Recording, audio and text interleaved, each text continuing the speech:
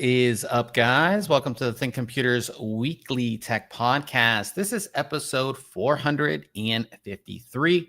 And our podcast this week is brought to you by Trikes. If you go to trikeszone.com, you can check out all of their products. And we reviewed some of their products. Ryan has reviewed some 3 of their AIOs. Yeah. And they have they came on the scene with their Panorama AIO, which had the curved screen, and now everybody is doing curved screens. And at Computex, we saw their stage, which essentially makes like a little stage where you can put a figure. We'll probably get that into review as well, but definitely check out their products if you haven't. Trikeszone.com, or the products if you're looking for a new AIO.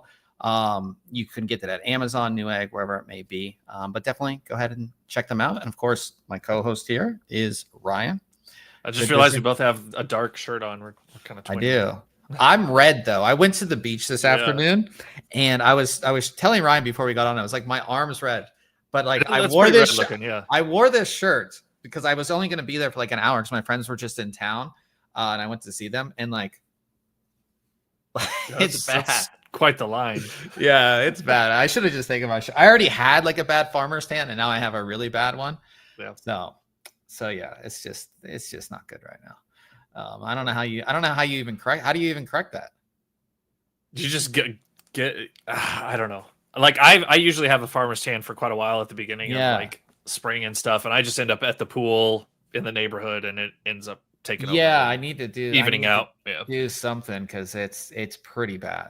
I just feel embarrassed. Now I feel embarrassed because if you take your shirt off, then you're like you have this horrible tan. Yeah, you got the white t-shirt effect going. Yeah, so that's not great. But we have a good amount of things to talk about on the podcast this week. Of course, we do have our full show notes page that has everything that we're going to be talking about. Really cool CPU cooler that I took a look at. Nvidia RTX 50 series refresh. It's going to be the super cards. I know Ryan's super excited for those cards. And we have AMD dominating CPU sales. RTX 5090D V2. So we got a name change on that and some other stuff we're going to be talking about as well. So everything's here. If you do want to follow along, or if you hear us talk about something and you're like, what is that? All the articles, everything is in the show notes. So you can go ahead and reference it as we're going through. Or if you're listening later, of course, you can reference it as well. So let's start out with reviews. And I took a look at the Enermax ETS TD60 digital CPU cooler, and it's been quite a while since I've taken a look at an Enermax product, so I was kind of excited because they've been in the game for like a very, very, very long time. Yep. I mainly know them for cases and power supplies, but they make coolers and a bunch of other things as well. So this is the ETS T60D. There's an ETS T60 that's not digital, and then there's an ETS T60 digital ARGB that has an ARGB fan. As you can see, this one does not. Now, this is a dual tower, dual fan cooler, as you can see here, and it's essentially all black. So it's going to give you a good look in your system if that's kind of what you're going for. It is capped off at the top here with these sort of like reflective top caps, Enermax logo here. And as you saw on our main image, we do get a little digital display on one of those as well. I would say it's large, but it's not overly large as when it comes to a CPU cooler. It will cover your memory, so keep that in mind. And it does have 6 heat pipes, so you can take a look at those right here. 6 heat pipes, they're 6 millimeters thick. Of course, they go up into each heatsink stack. And yeah, I mean, it's kind of like your standard dual fan, dual tower. There's nothing crazy about it or like super fancy. The fans are held into place with fan clips. Pretty standard cooler overall. Getting this installed is incredibly easy. We did our installation on AM5, so this is going to be your AMD installation. So you essentially remove the AMD brackets that are already here. You put on the spacer. So you leave the backplate on. And then you put the spacers on, and then you put the AMD brackets on, and then you put the cooler on. You remove the center fan, put the cooler on, and then use the screws to screw it in. And actually, you can actually see it in this photo because I took this photo before I realized. I left there it is. Yeah, I left the That's what you sent me the other day. Yeah. Or the little protective stick. I left the film on the bottom of the cooler, and I like turned, and I totally like, this is the state of mind I've been in lately. I just totally didn't even know. I put the motherboard back in our system, like you can see it. But yeah, I mean, like, I don't know, you can't tell in any of these photos. But then I put the motherboard back in the system. I turn it on and I go, why am I idling at 83 degrees Celsius? Like, wait a minute. Oh, the fans are spinning. Like, this cooler sounds really loud right now. And I'm like, what the heck? And I'm like, oh my God, you can't be serious. Right. Yeah, you're like looking around, like, surely I put it. And I'll be doing a video on this, and like, you'll see me do it in the video, and I'm gonna have to address it in the video. So yeah, but if you ever do that, you just kind of take some of the thermal paste off, put it back on the CPU, and then put it back on. You won't have any issues. Sure. So installation is quite easy. Like I said, you just remove the center fan and do it. I would say you could easily do this inside of a case if you wanted to. We do all of ours outside of the case so we can show you guys better, but you can do it inside of the case, no problem. Now, in order for this digital display to turn on, you need to download the Enermax Tuner software. Sort of looks like this. As you can see, it doesn't scale well for some reason. And essentially, it allows you to show what you're going to display. So you can do CPU temperature, GPU temperature, and fan speed. You can also set alerts. So I don't know if I'm not sure what happens when one of these goes off. But you CPU and GPU and fan speed alerts, and then you can set how often these change, and you can set your temperature unit between Fahrenheit and Celsius. Now, the CPU temperature worked no problem. The GPU temperature worked no problem. But for some reason, our fan was just showing 0 RPM the whole time. I don't know why.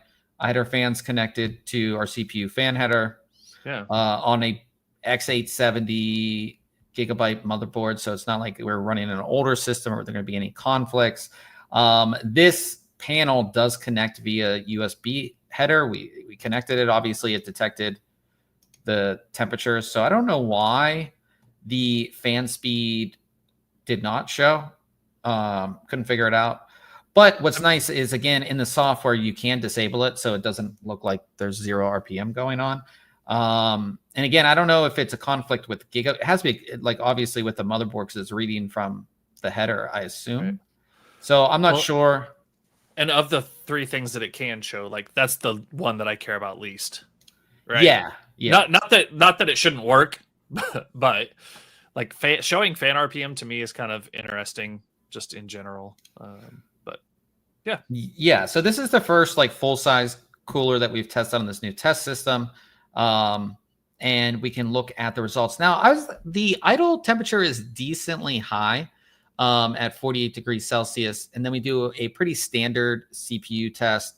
It's not insanely intensive, but it's 100% load still, but not like a crazy load.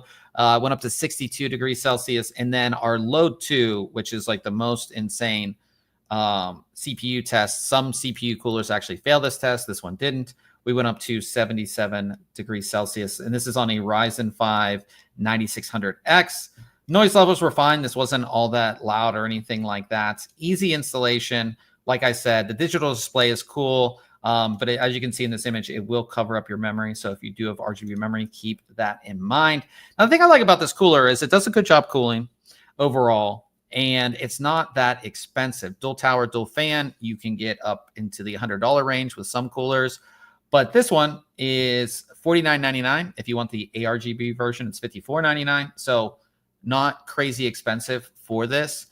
And yeah, like I said, I like most things about it. Just it covers your memory, and the digital display didn't show the fan RPM.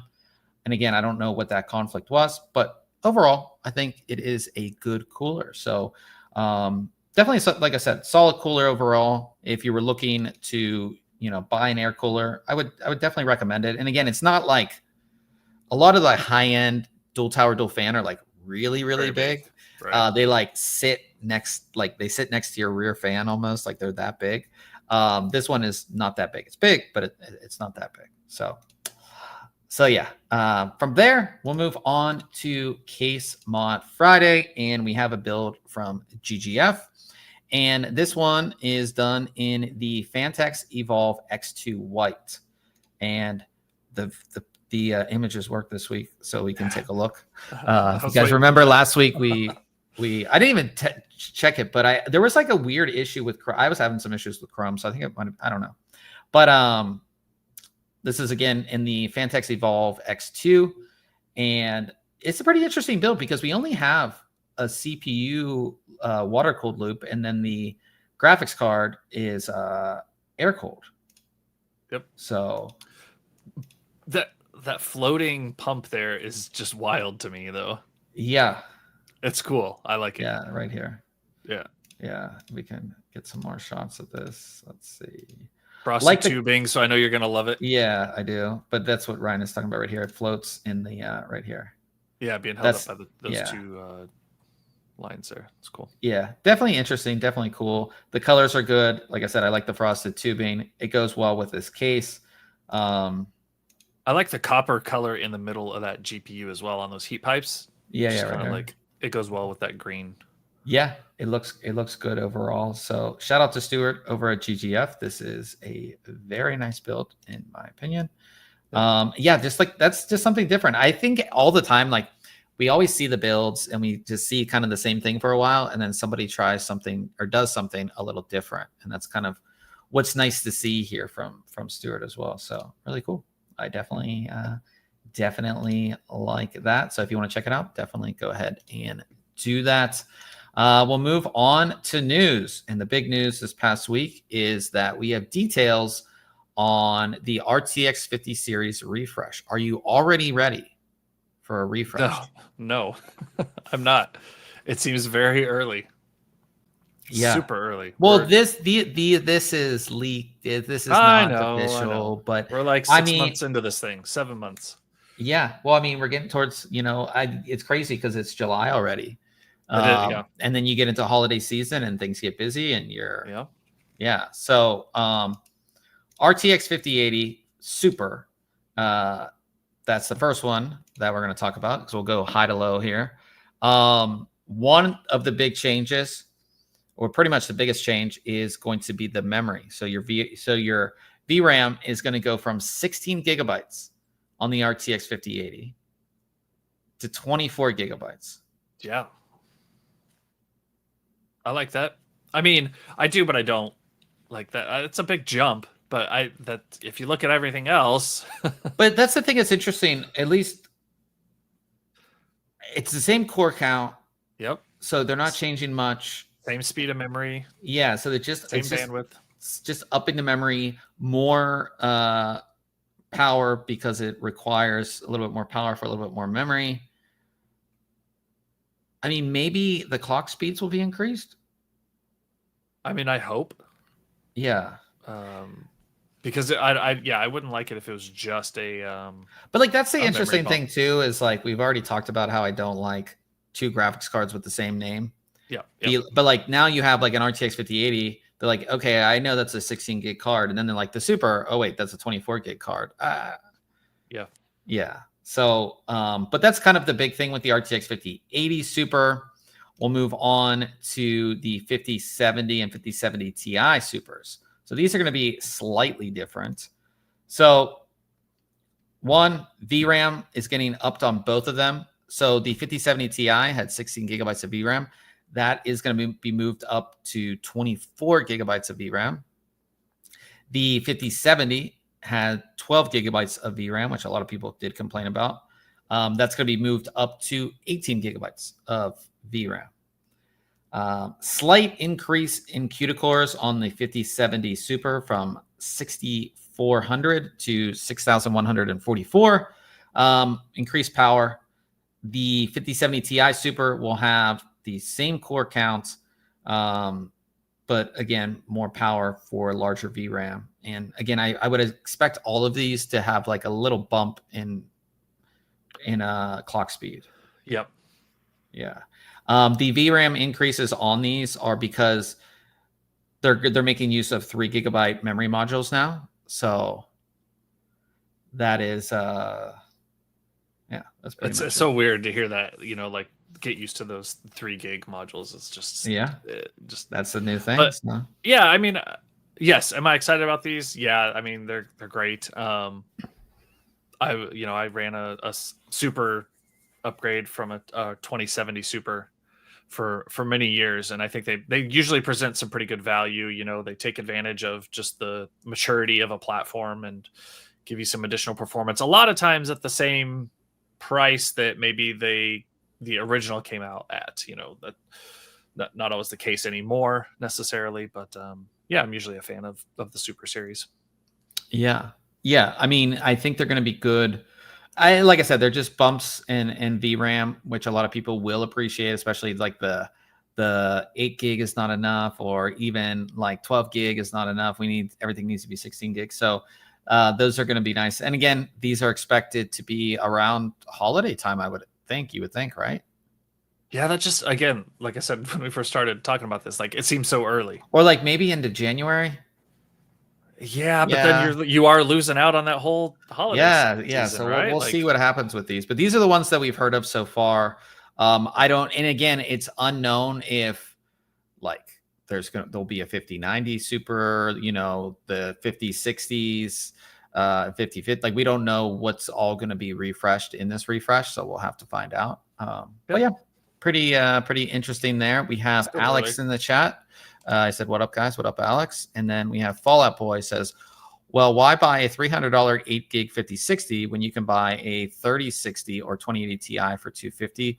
That's fair. I think the biggest thing with the 5060 is going to be DLSS 4. So if your games are taking advantage of that, and improved ray tracing performance too. So like, again, if you're playing a newer game that like there's new games where ray tracing is just required, so you're going to get better performance on that 5060 than you would on the older cards. That's just a given. But if you're not, like if you're playing like Counter-Strike or, you know, just like games, even like WoW or something like that, right? Something that doesn't take advantage of it. That's something that's not taking advantage of those technologies, then the other might be a better buy for you. That's what I would say. I forget what the card was. I was on Facebook Marketplace earlier tonight. It was either like a 3060 or a 3050 that some guy had for sale, and I think he wanted like $85 for it. And I'm just like tempted to just buy it and resell it because eBay like used cards were going for 160 or something. That's that arbitrage. I know. Yeah. Like, but why is he selling it so cheap? Maybe it was you don't know. It's bad. Yeah. Talking about graphics cards, we saw a ROG Astro RTX 5080 BTF card. Now they have a 5090 BTF. So you're going to be able to do a 5090 and with the new BTF. This is the 2.0 connector. And we talked about it last week, how you can put like so much power through that connector, 1900 watts or whatever it was. Yeah, so it can handle it. I think the Astros look great. BTF makes sense. I'm actually reviewing a BTF motherboard, so it just makes the whole process, and it just makes your system look incredibly clean overall. But yeah, this is going to be very expensive, so keep that in mind. But it's a nice looking card. Well, and I think something to consider too on those cards is like that's a big, heavy card.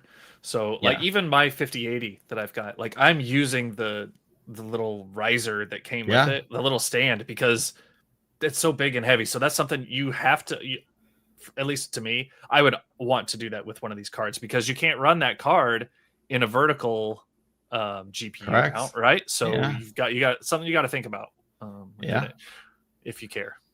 I wish I had one, because like this system looks good that I just built with the BTF motherboard, but like having the BTF GPU would be legit. Alex in the chat asked, where do you think the pricing will land for the supers? So I would think like 50, max 100 over the price, or you know what they could do? They could drop the price of the other, like of the previous card by 50, and then it'd be like, oh, it's the same price. I don't know if they'll do that. It'll probably be, what do you think? Or you could even split the difference, like drop a little and then up the other one. so that you have a bigger gap there as well. I don't know, and who knows, like with like and that's just like MSRP. We don't know what like tariffs could do to that pricing as well. Tariffs, We've always got to factor that in. Yep. Like everything kind of factors into pricing. Like the Nvidia MSRP, I would say would be $50, max $100 over what the non-super would be. And again, you are getting an increase in VRAM, so that is going to, well, if it's the 3 gig chips, I don't know if, you're like I said, it's going to be a little bit more. And typical viewer says these cards look like they were made for work, like rendering or AI instead of gaming. To be honest, yeah, I mean the Astro is kind of like it is not a flashy card, but I think it's like a sophisticated, like professional. Like that's the card that I would want. Like, don't get me wrong, my MSI card has a dragon and RGB lighting on it right now. But it does look really good when you have this installed, though. This is a 5080 non-BTF Astro, and I mean, I do think it looks good, and just like the attention to detail on the card is nice. But yeah, I can see what you're saying. Like this isn't crazy flashy. There's not insane amount of RGB on this either. But like if you can get those, if you wanted a 5080 or 5090, you can get those sort of like RGB'd out cards. This is ASUS's flagship though. So like the highest overclock, the best quality components are going to be in the Astro, but they do have other ones if the Astro's not your thing. It's certainly capable of gaming. Yeah. Fallout Boy says 5080 Doom Edition looking top tier. Yeah. Yeah, I mean, that thing's cool too. Yeah, that thing looks awesome. I got to see that at Computex. That was really, really cool. Talking about 5090, we have a name change. So we talked about the double D, the 5090 double D for China. They're changing the name to the 5090 DV2 for China. Of course, that's to meet the U.S. regulations. Nvidia is complying with the U.S. regulations on export and all that. Again, for us, it's not really important because we're not in China, but it's expected to launch in August of this year. So, yeah, nothing crazy there. I'm sure somebody will buy one and do a review on it, but again, you're not going to be buying one here in the United States. RX 9070 XT. So when the RX 9070 XT came out, there was a ton of stock, like a lot compared to Nvidia launches at the time, but that was like sold, and you could get them at MSRP, like not a couple days after launch, but like if you wanted it on launch, like 10 you didn't minutes have to be there 5 seconds. Yeah, you could get a card at MSRP within like the first like 20 or 30 minutes. I think on most sites you were able to do that. But then after that initial sale, the cards were gone, and the price, because of the supply and demand, the price went up over MSRP, and we're getting close. We're getting back down to that. So if you look at this graph, you can see that like it got pretty high. You gotta share it first. Oh, hey, maybe I should share it.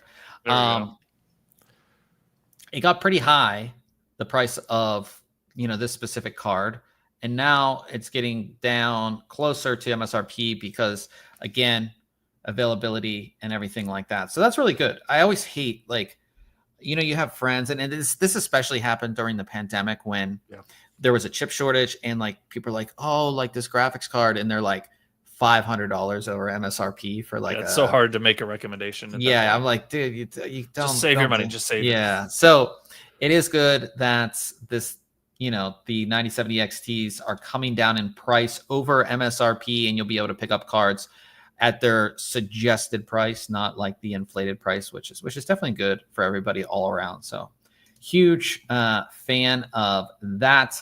Now, we talked about it when they launched like the 8 gig cards, specifically the 5060 Ti. Like, I never understood why they made the 8 gig card.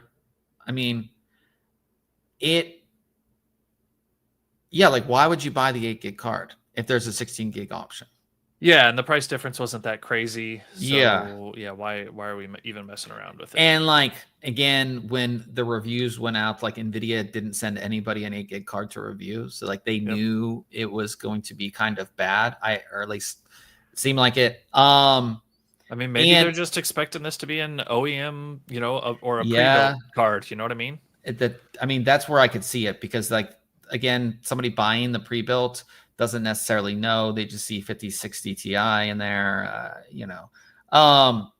But over at Mine Factory, which is in Germany, their sales show that the 16 gig card is outselling the 8 gig card by a 16-1 margin. So like nobody's buying.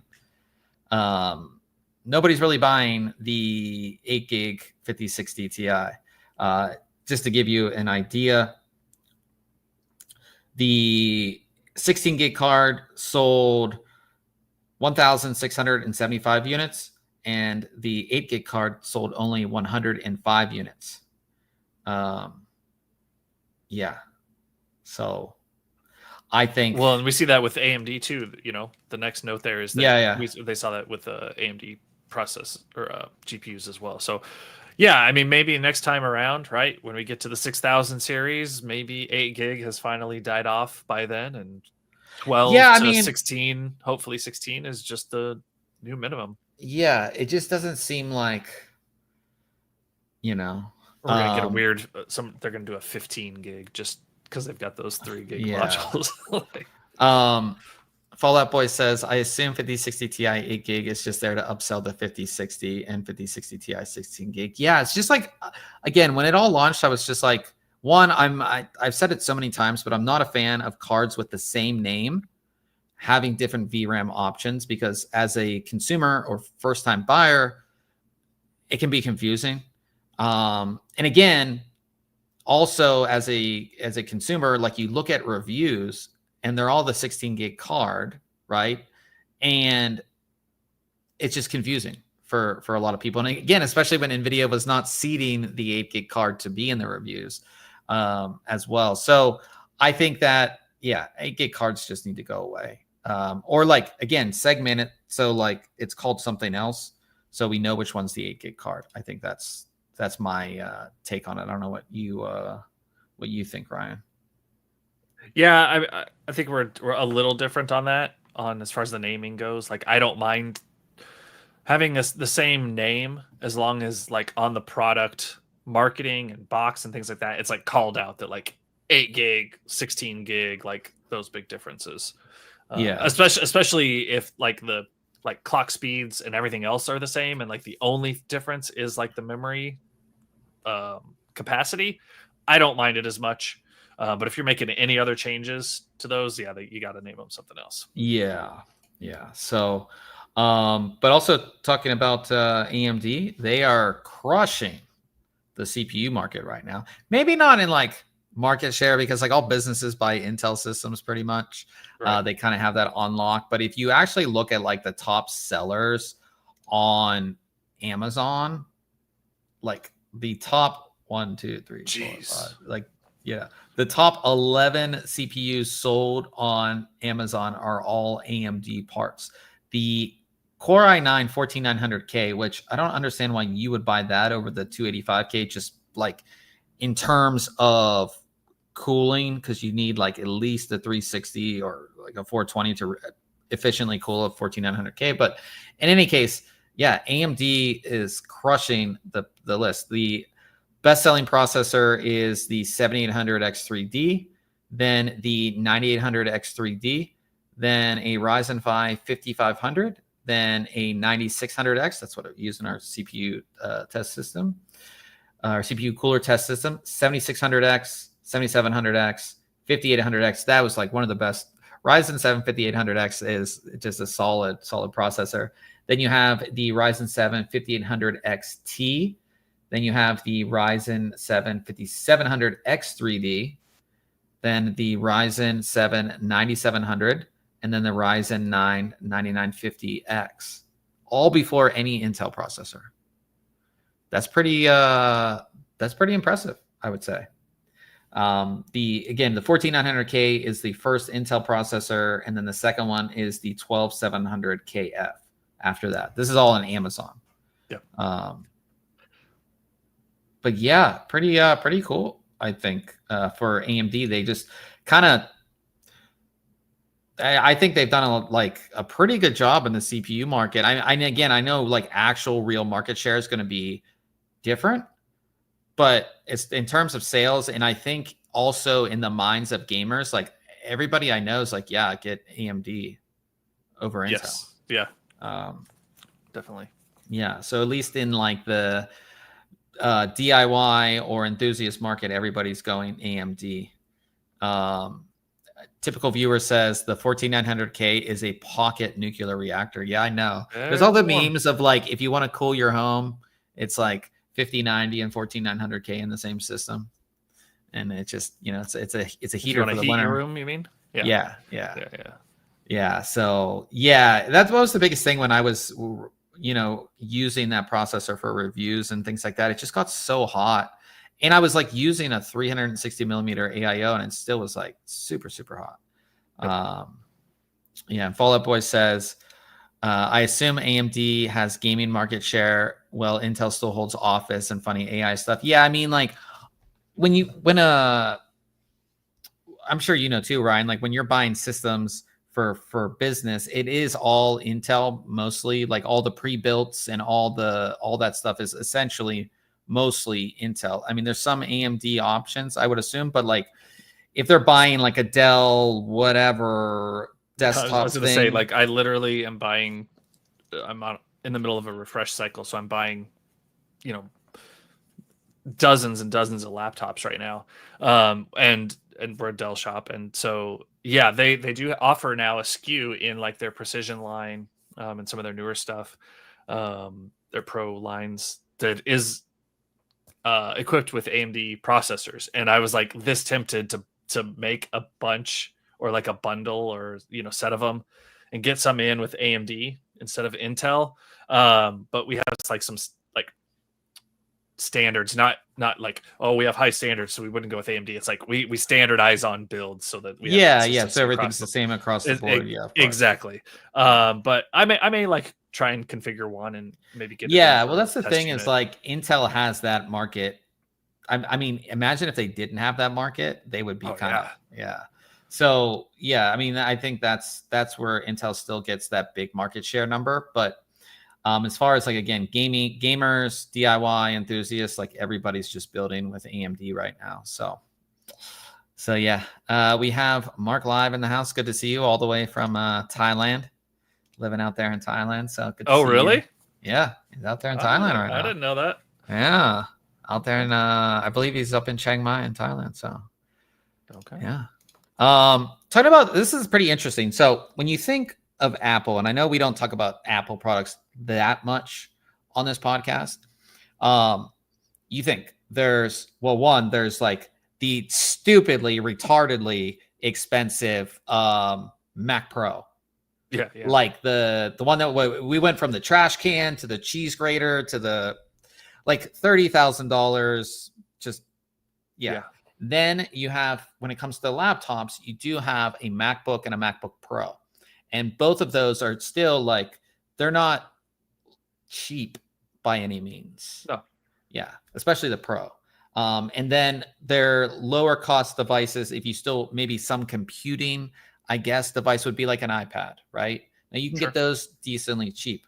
Well, it looks like they're going to make a cheap MacBook that's going to use their A18 Pro chip. That's the same chip that's in the iPhone 16 or iPhone 16 or 16 Pro. Yeah, it's in the iPhone 16 Pro. Which again, if you think about it, like your phone, like you can do all the things on your phone. You can. So like for maybe this could be something for like, again, at schools, I think they use tablets these days. They don't use laptops. No, like, I mean, my kids have Chromebooks. Okay, Chromebook, yeah. But yeah, like at that, like that, if that's what this is going for, then yeah, they've got like, that'll be pretty sweet. But I don't know. I guess I'd have to see how it turns out, right? We were really surprised with like the M1 chip when they first came out. Everybody's like, wow, okay, this thing's awesome. So maybe I've tried in the past, and granted, this was like generations ago with cell phones. You're like, oh, you could use your cell phone with this keyboard and it's going to plug in and you can use it as a It never works well.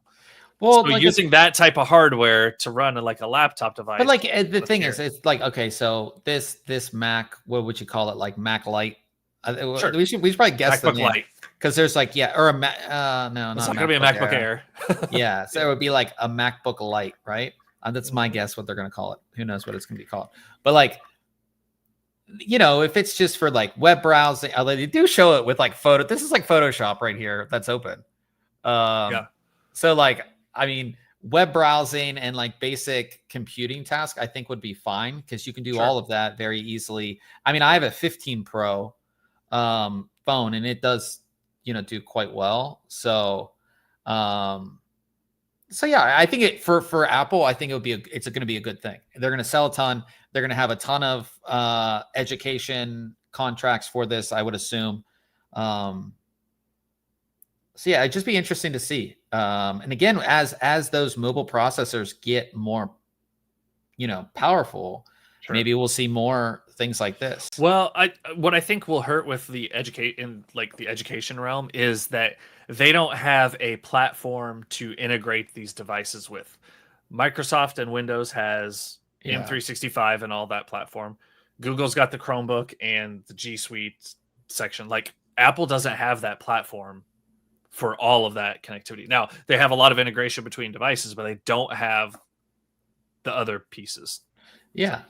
Yeah, we'll see. I also think this would be like good for people, again, who maybe need a laptop, but like they don't, want to spend over $1,000 on just a MacBook. And then, you're getting into thousands of dollars for their MacBook Pro. So yeah, we'll see. I think Fallout Boy is not a fan of AI. Yeah. Mark says iOS 26 is making iPads more Mac-like. Yeah, I did see that. I haven't, since traveling, I haven't really turned on my iPad, so I need to see what that's all about. But I do like that because I think the iPad is incredibly powerful piece of hardware. Like I have the whatever the latest one is, I have, right? And it's a nice, the hardware wise, it's a nice piece of hardware, and it's small and it's great. So if it can be more like a PC for me, or like a Mac-like experience over like the iPad experience, I definitely would appreciate that. So we'll see what happens. No word on price. So yeah, it says Apple aims to ship between 5 to 7 million units. Thank you. So yeah. Okay. Yeah, so it's going to undercut the MacBook Air is $1,000. So what do you think? It's going to be half that? I think $599. Yeah, I was going to say 600. Yeah. But like how, okay, so like a iPad or an iPhone 16 Pro is like $1,000 or something. Right. So how you get away with a bigger screen, more metal in the body, more metal, keyboard, ports. Yeah. I don't know. The probably a bigger battery. The PCB. Yeah. The bigger battery. The PCB is going to be like, half the size, at least half the size. And then you got like a trackpad. Yeah. It'd be interesting to see the price of this, but maybe they have to price it aggressively to sell it. Yep. Yeah. So we'll see what happens there on this, but pretty interesting there from Apple. So we'll be following that. Ryan, just in time when you're going to get Windows 11. Well, I thought Windows 10 was the last Windows. I know that's so funny. Like I still remember when they said that, and I was like, oh, that actually makes sense. Let's just call it Windows, and we just consistently get updates. Right. Just call it Windows. Yeah. Yeah, but Microsoft is delaying Windows 12. I don't understand why we need to call it like 12. Like, what's the big change? Like, why can't we just consistently get updates to this operating system and just call it Windows? But Windows 12 is delayed. They announced it to their beta users. So we're going to get Windows 11 version 25H2 slated for release in the second half of 2025. Ryan's still on Windows 10. Yep. I don't know how. That works fine. Yeah, I'm on Windows 11. I'll change soon. Like every now and then. Once they drop support, the Ryan's gonna change. Yeah, it'll probably be a little before that, but yeah, like every now and then I boot up the PC and it's like, hey, your system's ready for 11, and I'm like, nope. Yeah. What? Like, why didn't they just make 10? Like, do you like again and just like serve it updates forever? Right. I mean, the thing is, you're gonna. Yeah, I don't know. Maybe it's because they make big enough like visual changes and menu changes that I think you have to. I think just saying Windows 10 is going to be last is dumb. Wouldn't you call that like, oh, this is the big update for Windows 10, and it's like the big visual update, or like they have, that they could change it to have like one big update per year, and that would be like the visual change. That would be all like, I don't know. I don't know. Yeah. I think they should have just never said it and then just keep going. It's fine. Yeah. So, but yeah, Windows 12 is delayed. So if you're hoping for it, I don't know anybody who's really cares that much, but if you are, it's delayed. So Switch 2, you didn't get a Switch 2, no? No, we did not. Apparently the screen is horrible. That's what I've heard. Yeah, I heard this. So they're using an LCD screen. So who was this? Hardware Unboxed did a kind of analysis to kind of show you how bad the display is. So the response time on a typical monitor is 6.3 milliseconds. That's an IPS LCD. The Switch 1, which had an IPS LCD, averaged 21.3 milliseconds. The Switch 2, which is newer, just came out, averages 33.3 milliseconds. Yeah, that's pretty bad. Yeah. Especially when you've got a 120 hertz refresh rate, right? And you tout this like high spec, and then you give it this type of performance. Yeah, and like they had the OLED version, which did really well. So why wasn't it an OLED? I mean, probably because in a year they can release an OLED version. But yeah, also really, really bad on HDR as well. We have some videos embedded in the article if you want to check it out. But yeah, I don't know. I didn't they break sales records? So it's not like they've sold it. People are really, and again, your other options are very expensive gaming handhelds or like retro ones, but like I don't think a lot of people are playing the retro ones who are going to buy a Switch. Right. Yeah, it's probably not the same market there. Yeah. But again, like we look at this from a tech perspective and like enthusiast perspective, and like we're, think of like the other general public that they probably don't even notice or realize, or you could tell them that and they'd be like, okay, whatever, I like playing on it, it's fine. Yeah. So yeah, pretty interesting that they put a crappy LCD on it. Old Man's here in the chat, and he says the only screen worse than the Switch 2 is the PlayStation Portable from 2004. I'm pretty sure I had that PlayStation Portable. That's pretty bad. Yeah. So yeah, pretty interesting stuff there. So that wraps up the news for the week. Like I said, I am working on a BTF motherboard to review.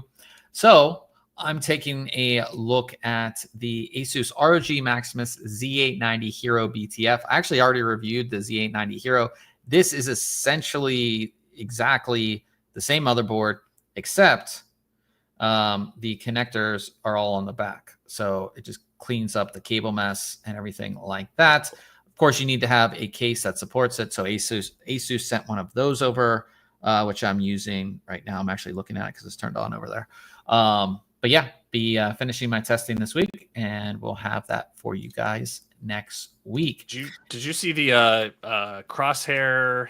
What was it? Extreme, like the AMD board. That's the MATX, or I'm sorry, ATX, EATX. Let me start. The EATX board. It's like $1,000. They just announced it. Yeah, that thing is a beast. Yeah, heavy. It's got like 6 M.2 slots on it. Yeah. It's like when you get into ROG Maximus or ROG Crosshair, those are Maximus is on the Intel side, Crosshair is on the AMD side. Those are the highest end boards that are going to have all the bells and whistles, all the features, everything. Yeah, that's what I've done for my last two. My first Ryzen board and this current one, Crosshairs were the way I went. Yeah, it gives you everything. So. Yep. So yeah, definitely stay tuned for that next week. Since we're talking about like RTX 50 Supers and things kind of coming down the pipe, is there like, and our question of the week here is there any tech that you're excited about? Like any new tech that's coming out? And it doesn't have to be PC tech, like just anything that you've seen or that you've, maybe wanted to get that like you're excited. Oh, this is like super cool. Like, have you seen anything lately? Not really. Nothing I can think of. I mean, I've seen some cool, like, as lame as it is, but like, there's some cool keyboards that I saw featured, that were like announced that I've seen, but nothing like that we usually get excited for. I mean, I'm pretty happy with what I've got. Like, I'm not like jonesing to get new hardware or anything. I don't know. If you would have asked me that 6 months ago when I still had my 2070, right? Like, I'd be like, maybe a different answer.